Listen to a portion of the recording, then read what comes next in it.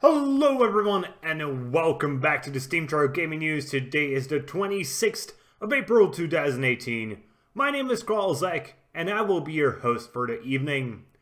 Today we got two stories for you guys. First we're going to talk about Microsoft issuing DMCA takedowns against ElDewrito online streamers. If you don't know what ElDewrito is, it's a Halo online mod.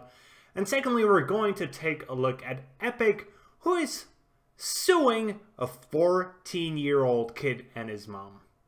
Yeah, today is going to be full of legal talk.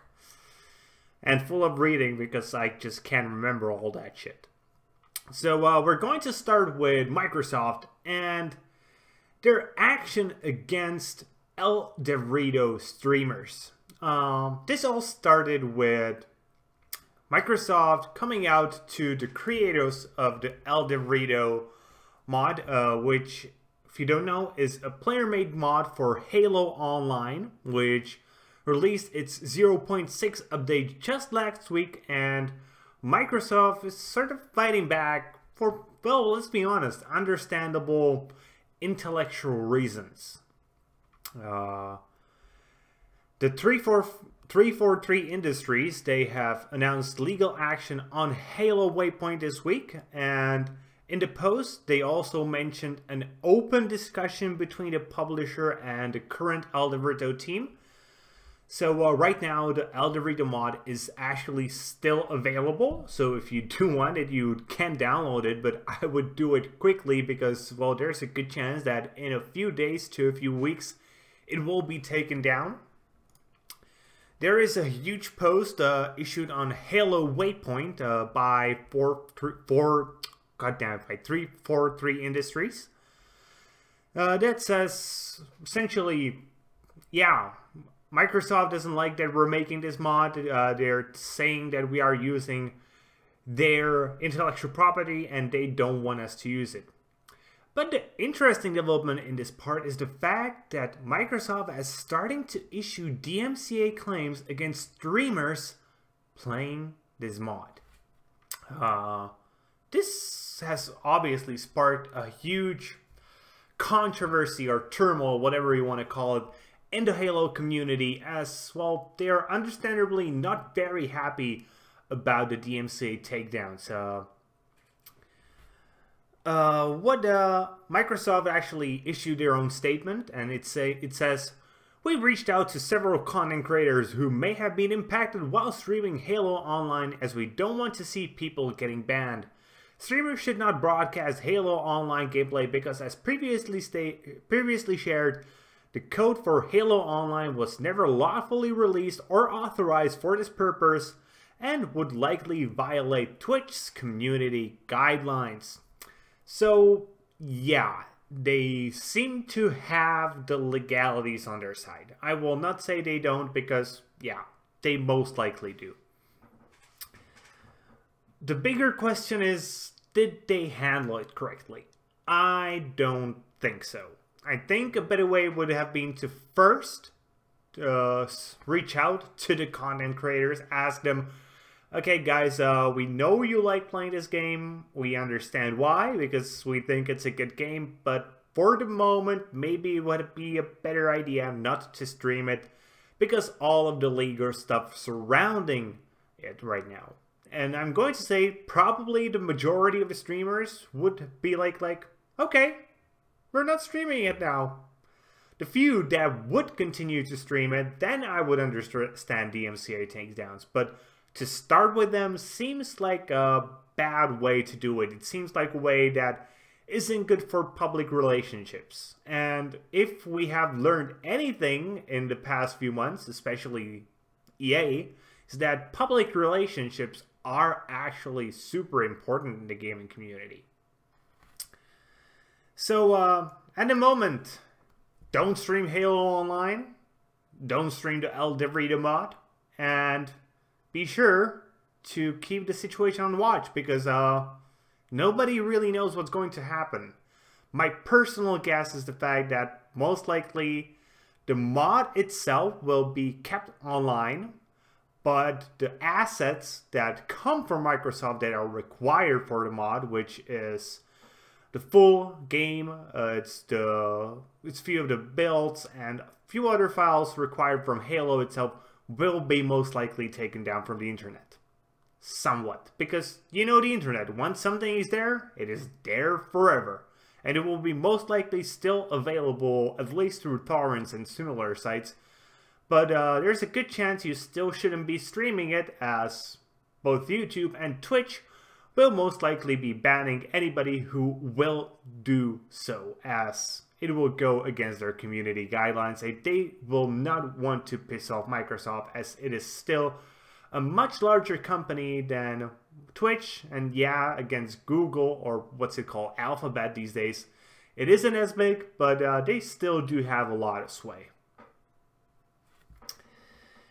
And our second piece of news is about Epic, who are suing a 14-year-old kid and his mother. More specifically, they're seeking default judgment in the lawsuit because, well, the kid has been cheating, more specifically has been using code to cheat in the game, and it seems that the claim, the mother said, which was made by a letter sent by the mother to essentially dismiss, hasn't been really approved. What actually happened is that last year, Fortnite decided to crack down on cheaters in Fortnite. And one of the people who has been found to be cheating has been a 14-year-old kid. Later on, his mother actually sent out a scathing letter saying that the studio has no capability of proving its claim, and even if it did, she didn't give the boy consent to play the game as required by Fortnite terms and conditions. Yeah, that is quite the response, but you know, doesn't really do much in the legal world. And she didn't really do anything else, to be truthful. And as a result of her not doing really anything, Epic has moved for a default judgment on February 13th. But the court actually ruled that the letter sent by the mother, which was in November, was to be construed as a motion to dismiss the case, which forced Epic to issue its own response. And they did so last week, and it said that because the defendant has not carried his burden of proving, Epic's complaint fails to allege sufficient facts to state a claim for relief that is plausible on its face, his motion to dismiss must be denied. Essentially, this can be boiled down to a few basic arguments. Essentially, the first one is that Epic cannot prove that the kid actually modified Fortnite's code. I would say that is probably not truthful. They can probably prove it in some way. Another fact is that Epic probably illegally released the defendant's name, and that one is probably true to some degree. That will probably force the punishment to be lesser, I'm going to think. And that they could not demonstrate a financial loss, which, yeah, the game is free to play, but there are ways to buy stuff in the game, and playing with cheaters makes you not like the game, so potentially not play the game, thus meaning you won't buy anything in the game. Yeah, proving an exact financial loss will be very, very difficult, but I don't think that in the way the law works, it is impossible to prove.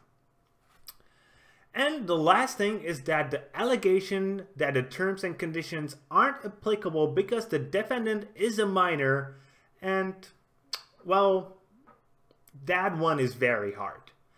Because, yes, minors cannot go into contracts. Most of the time.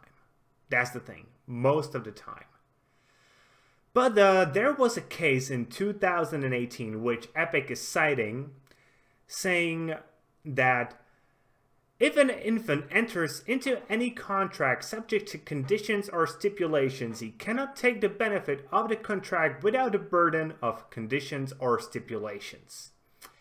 To put it in layman's terms, he shouldn't have been playing the game if he didn't want to be contractually obligated by the contract.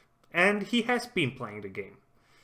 So there is a good chance that, that Epic will actually get its default because of all of these reasons. Though, because it's starting to become sort of a media thing and the fact that there's a minor included, I'm not completely sure it will just go to default. There is a chance the court will just say, you know what, we really do want to take a closer look at this because it is very complicated. Yeah, who knows what will happen at this point. And it's full of legal stuff which I honestly don't fully understand, especially since it's American law and I don't know that much about American law. I do know a bit about Czech law, but American law just goes through my head. Yeah, so we'll see what will happen. And once we do, we will surely tell you. And with that being said, that's going to be it for today, guys. I hope you enjoyed today's video, even though today's video was really not that informative. I know there was just too much stuff for me to really understand it, and I came home late. I'm sorry, I couldn't have done as much research as I would like to. But if you did like it, please consider giving us a thumbs up here on YouTube and subscribing to the channel. If you are watching on Steam, maybe you want to upload a post and follow the blog. Either way, be sure to leave a comment and be sure to tune in tomorrow for more gaming news, as we are your source of daily gaming news every single day. See you guys later with more gaming content.